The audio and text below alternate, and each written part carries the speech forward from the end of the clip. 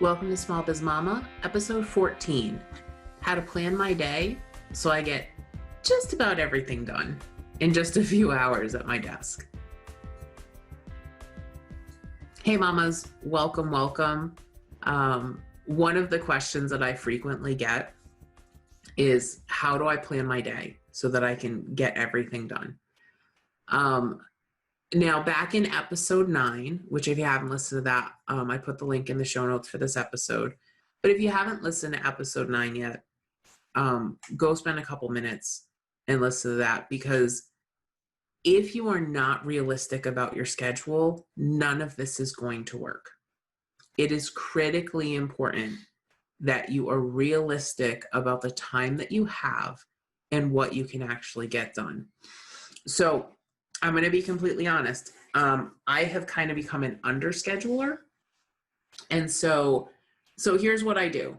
And I'm going to kind of go through this quickly because I want you guys to be able to kind of process some of this and work on it on your own. So every week I have a weekly planning session, and I either do it on Fridays or I do it on Sundays. It just kind of depends on what my schedule looks like. I kind of like doing it on Sundays so that way I have more time on Friday to actually work. But so what I do is I actually start with what I call my Friday finish list. And I actually got this from Brendan Burchard. Your Friday finish list is all of the things that you must get done by Friday. It's not the things you want to get done. It's not the things that might be cool if you get done. It's the things that you must get done. Because I think a lot of times what we do is we fill up our schedule with things we hope to do, we'd like to do, would be cool to do, things we could probably, push off on other people. Go listen to episode 13 if you haven't done so yet. And we just spend an enormous amount of time on things that really are not moving the needle for our business, right? And so when you're thinking about this list, your Friday finish list, you want to think about, what are the things I need to do to move my business forward? And what I found in almost 15 years of being in business is that those are two things: sales and marketing and product delivery, right? So whatever it is that you do, you might be, if you're doing, providing a service, like if you're a bookkeeper, then it's doing client work, and whatever time you've got left over, you need to be marketing to fill up your pipeline. Okay. So, that's really where I think that's where you really should be spending the majority of your time. And I understand, like, sometimes that's not always, that's not always possible. But that's really where you should be spending about 85% of your time every single week. Okay, is delivering your product or service or doing marketing for your product or service. And so that's kind of that's actually how I'm like moving to structure my business, right? Is working on clients, right? Helping my bookkeepers in bookkeeper training school, developing new content for them. And then a lot of my marketing that I'm working on is actually things like recording this podcast, going live on social, doing things like that, right? That's a lot of the marketing that I'm doing right now, because the other stuff I've actually outsourced to other people. Okay. So write down your Friday list. Okay. What I typically do, I use the Passion Planner, and we put a link to this in the show notes for episode 14. And the cool thing with the Passion Planner, the thing I love about this company is that you can actually print out the pages. You don't actually have to buy a planner. You can print out the pages yourself as you need them, and it's free to do that. They also, too, for every planner that you buy, they actually give one to somebody, which I also think is really, really cool. So what I do with my planner is, here's the key. Get out a piece of paper and write down your Friday finish list. Okay, this is the stuff I have to get done by Friday. And then take a look at that list and say, do I really need to get all this stuff done by this Friday? Like, what is it nice to do?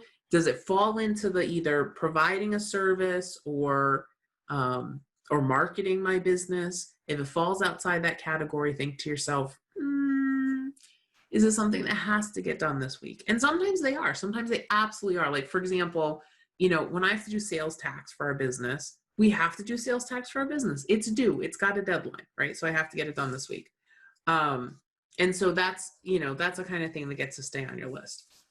Once I have my my list and I have, I've checked off or I've crossed off all the things that don't really need to get done, then what I do is I actually, in my planner, so one of the things that I use the daily passion planner on my notes page, because the thing that's cool with this, and I can for those of you watching on YouTube, there's actually an entire page for notes for every day if you use the daily one. And so what I do is on what would be Friday, right? On Friday's notes page, I write out my entire Friday finish list. Okay, so that way I have it in one spot. It's in my planner. I know some people that they get, and I thought I had some of these on my desk somewhere. The sticky note pads with the lines. It's smaller than a legal pad, but it's almost the size of like the little mini legal pads. I know some people that use those and they write so that way they can move it from day to day with them. That's okay. That works too. I think it's a really cool idea, especially if you take a lot of notes in your planner. That might be a better alternative for you to kind of free up the space. But either way, however you want to do it. Then what I do is I start with a particular, whatever, let's say I'm planning Wednesday. Okay. And so the first thing I do with my planner, the way that this planner works, and again, you can do this with any planner. I really believe that in your planner, I've kind of gone back and forth with this over the years. You have to have time slots. I like half-hour time slots in my planner. And the reason for that is that if I don't schedule something at a particular time, it's not going to happen. If I just kind of say, well, in the morning, I'm going to do this, and in the afternoon, I'm going to do that. The next thing I know, the morning's over. I haven't done the morning thing. Then the afternoon comes, and I'm fretting that I didn't do the morning thing, so the afternoon thing doesn't get done either, and I just spend all day on Facebook. You been there? I know you've been there. So what I do is I block off time on my schedule. So for example, today, I normally get to my desk at 9:00. Okay. I was trying to get to my desk earlier today. Didn't happen. Okay. But so 9:00, I had an interview with somebody. 10:00, I had an interview with somebody. So I write those in and I block off that time. And then at 11:00, every day I go downstairs. I have lunch with Eric. We do reading and cuddles. I put him down for a nap.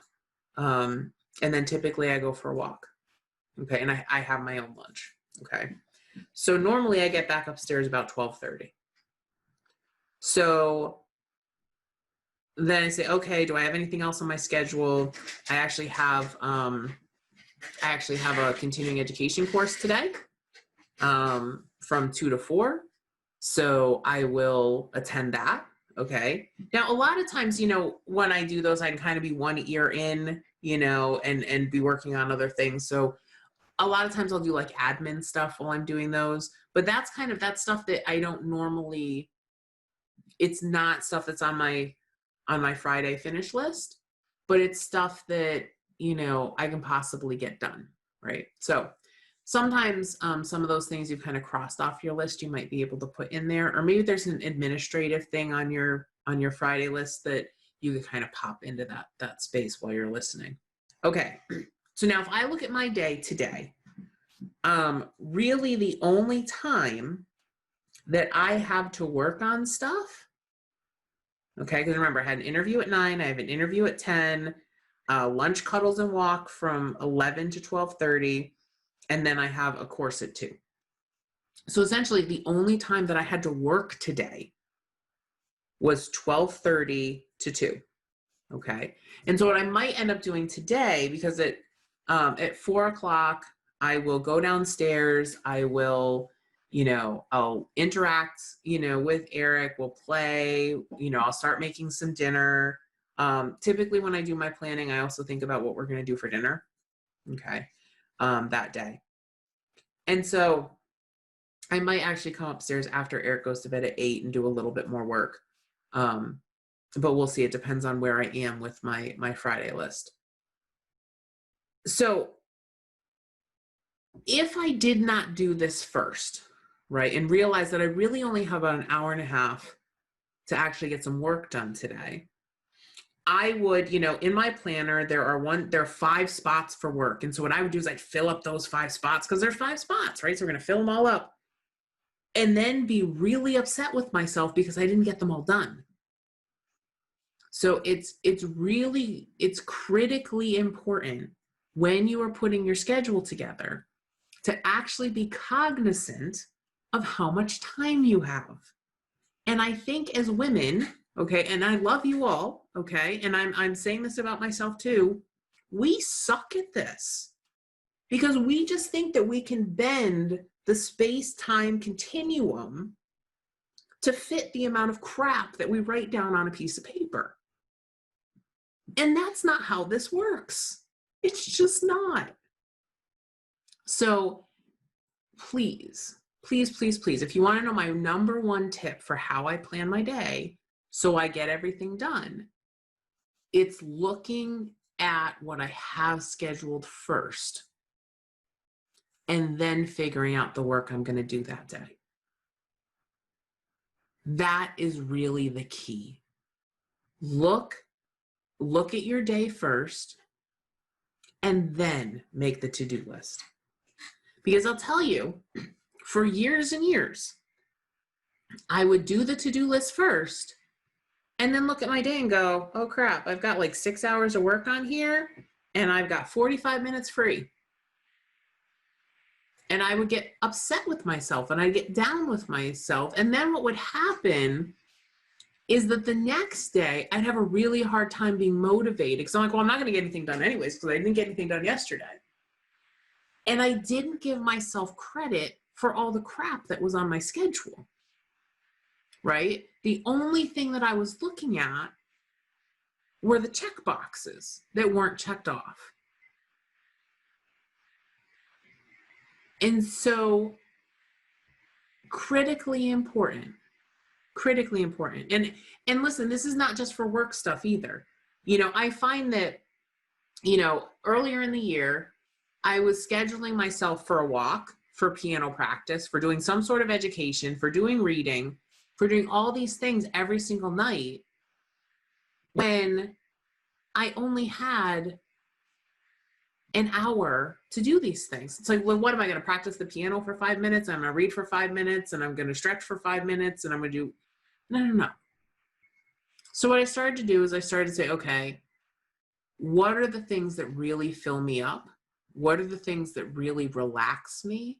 And so I stopped making it about the checklist and I started making it about what charges me up so I can do the other things in my life.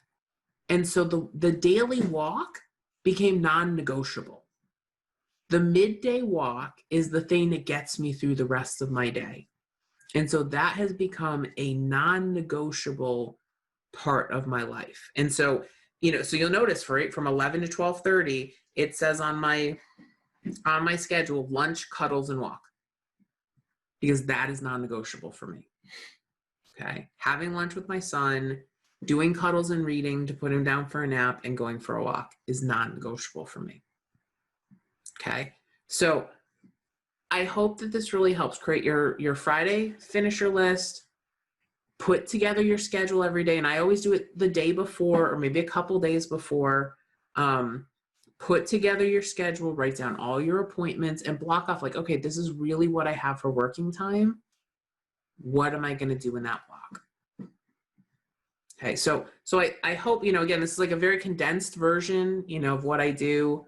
But I think that it is really helpful to find a practice that works for you.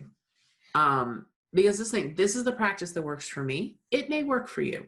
I know I've seen lots of other people that, they found a different practice that works for them. I've also seen people that have, gotten involved with a planner or a system, and like they're trying to squeeze it into their lives and it just doesn't fit.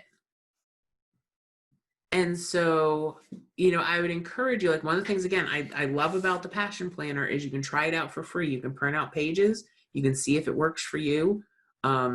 If you go to smallbizmama.com and click on the show notes for episode 14, I'll put the links to their website, and go in and print out some of the pages and see if it works for you. I actually did that before I ordered mine. And I figured out that I thought that the weekly one was what I wanted.